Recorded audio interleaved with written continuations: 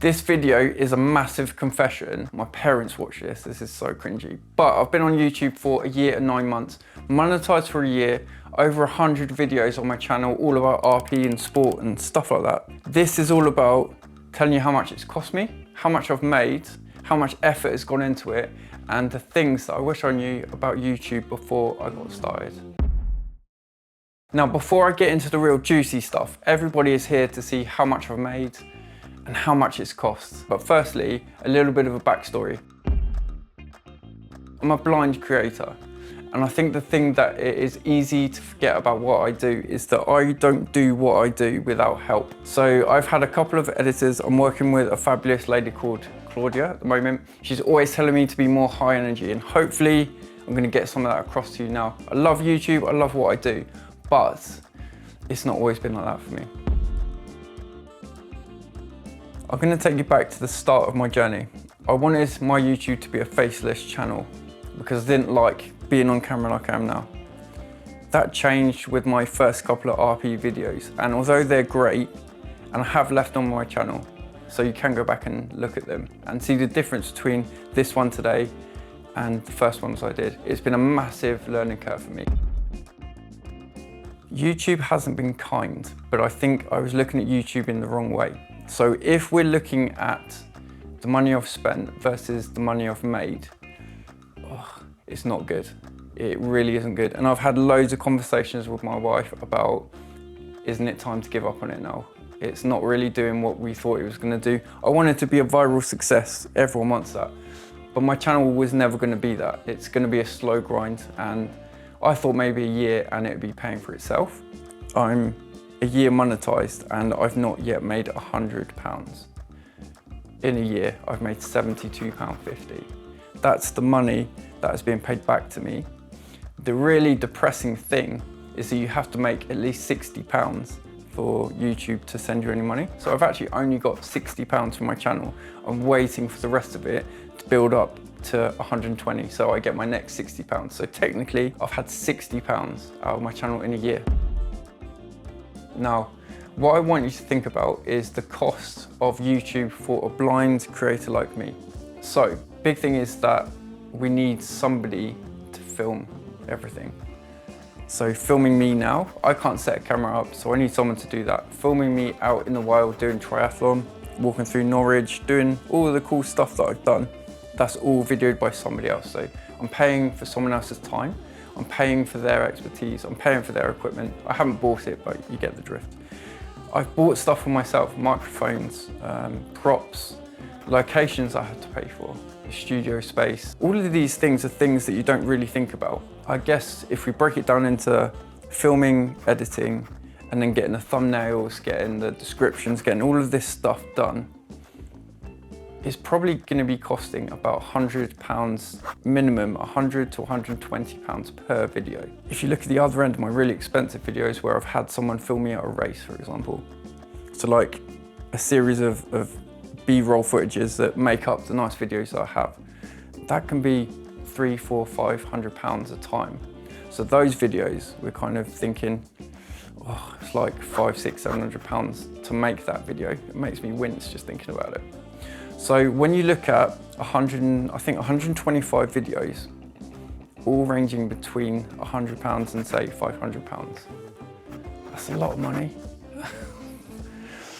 It's a lot of money, but it's my money, right? And I could have gambled it away, I could have drunk it away, I could have gone and partied it away. But my vision is to use what I'm doing to help people and create a legacy for myself, so I can look back on in years to come when I'm an old man and be proud of something, right? So yeah, it's tough to pay that money out and to get nothing back in return. But this video is so important, and what I'm about to say literally changed my life when I heard it. It changed my whole outlook on YouTube, and this is why I'm so keen for new YouTubers and potential YouTubers with small channels to hear this. Take this from me as someone that's done this for a year and I'm still finding my feet. I just want it to be there for you so that if you're behind me in your YouTube journey, maybe it will be useful. Maybe it won't be, maybe you can teach me. My first point is don't wait for everything to be perfect.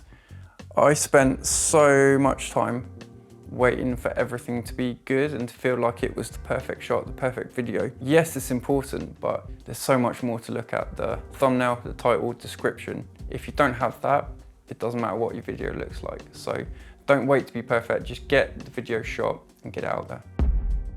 You are gonna absolutely hate your first 20 or 30 videos, especially when you look back on them. I cringe, I actually cringe when I look at my videos, how I sound, how it looks, but this is a journey, and as long as you're improving, that is all that matters. And if you wanna see what I'm talking about, go and have a look at some of my early videos.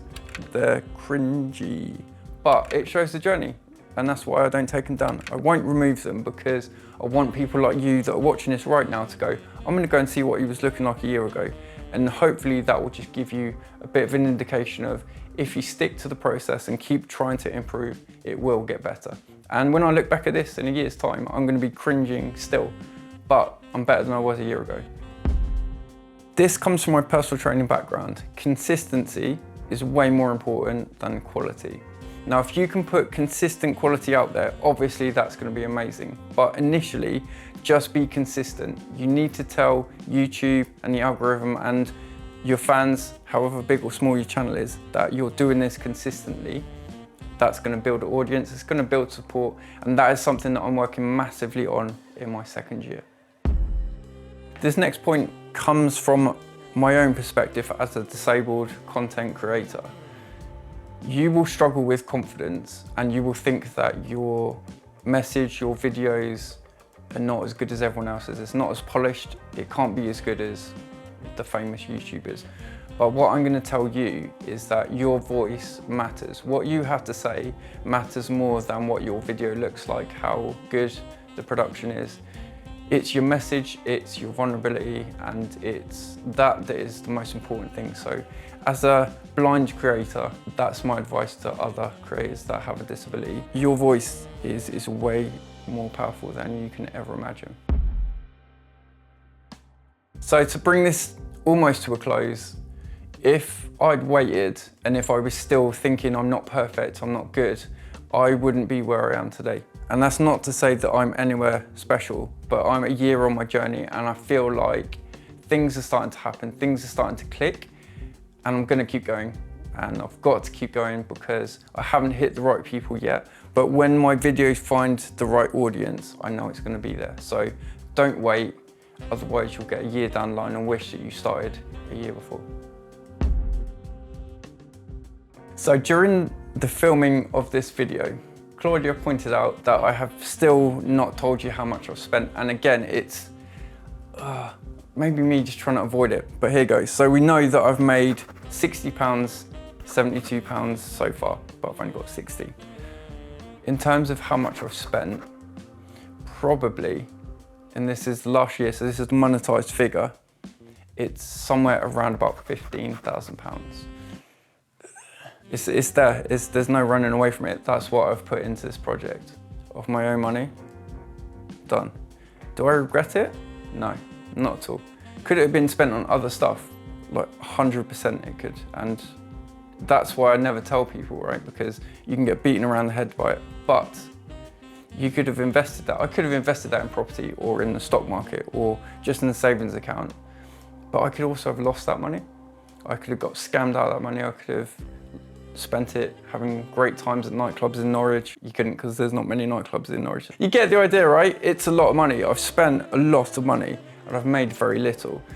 The thing is, the way to think about it is that my channel is excellent. The videos are quality. What I'm doing is helping people, and that's amazing. And the only reason someone could look at my channel and go, oh, that's failing, is if they're looking at the money spent versus the money made. It's a massive difference. The way that I'm looking at it is it just hasn't found the right audience yet. I truly believe it's gonna happen. In my heart, I know it's gonna happen. It's tough to look at those numbers and go, what are you doing? You're wasting your time. I'm not wasting my time. This is a hobby, it's a passion. Helping people is my life's work. And if this video has helped you as a small YouTuber, as a disabled person, just as someone that is interested in YouTube, then I've done my job. What I would ask is when you see me posting videos or asking for likes or asking for comments, if it's resonated with you, if what I'm talking about has been useful, share it for me, comment, like it, subscribe to the channel if you haven't subscribed, because those little things are free. They cost you nothing apart from a small amount of time, but it means everything for me, and it just helps me get another step on my own journey to becoming a bigger YouTube creator. I'm not in it for the money, as you can tell. I'm here to help people, and if that means I've got to spend my saving, sorry Lauren, then so be it. But I just wanted to be transparent to show you how passionate I am, how much I'm invested in what I'm doing, and why it's so important, and why I'll keep sharing it and keep doing it for as long as I can. Kind of weight lifted off my shoulder. Yeah, I'm not looking forward to my parents watching this.